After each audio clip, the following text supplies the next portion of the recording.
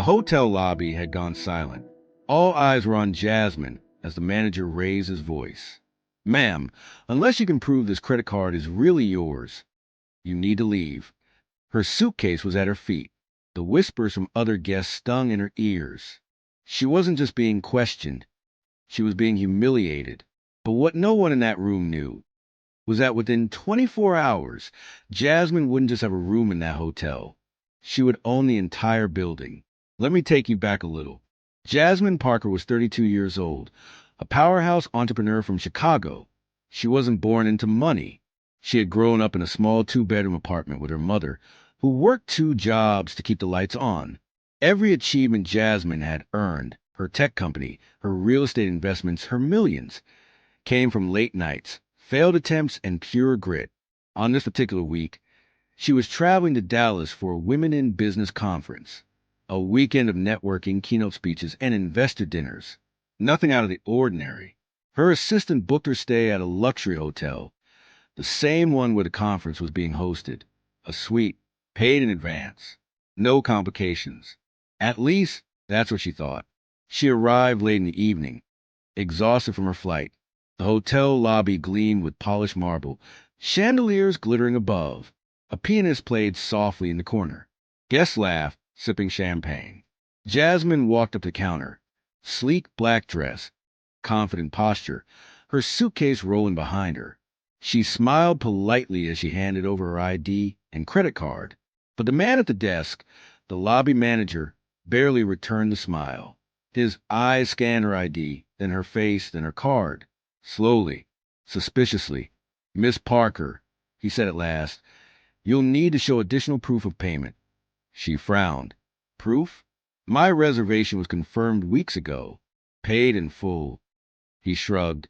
"We've had incidents before. People using cards that weren't theirs. You understand." Her stomach tightened. She looked behind her. A line of guests was forming. She could already hear the whispers. The manager leaned closer, his tone dripping with condescension. "People like you usually can't afford rooms like this." It felt like the entire lobby froze. Jasmine tried to laugh it off, though her cheeks burned. "People like me?" she asked.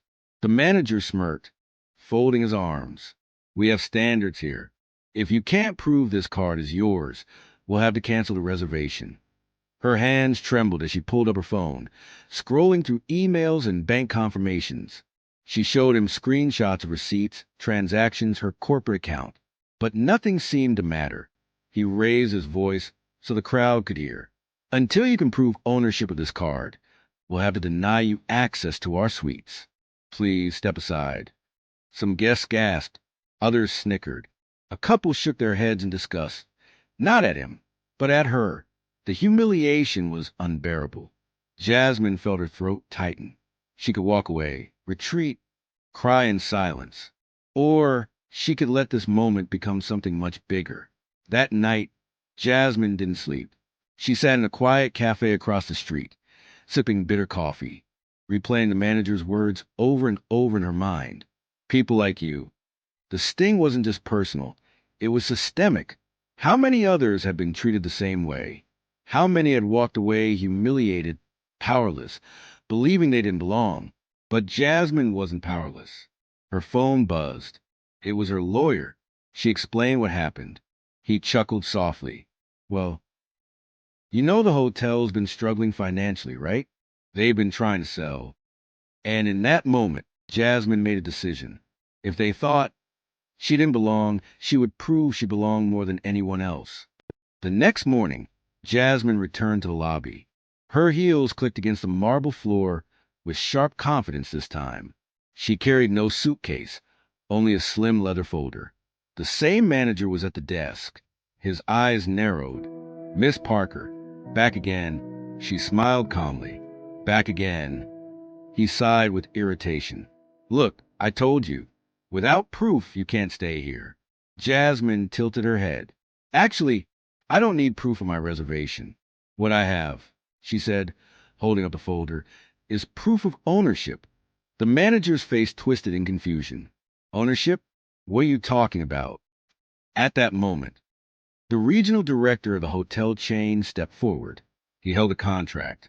His voice was firm. As of this morning, this property has been purchased by Miss Jasmine Parker. She is the new owner of this hotel. The lobby went silent. The manager's jaw dropped. That's impossible. But Jasmine stepped closer, her voice calm but cutting.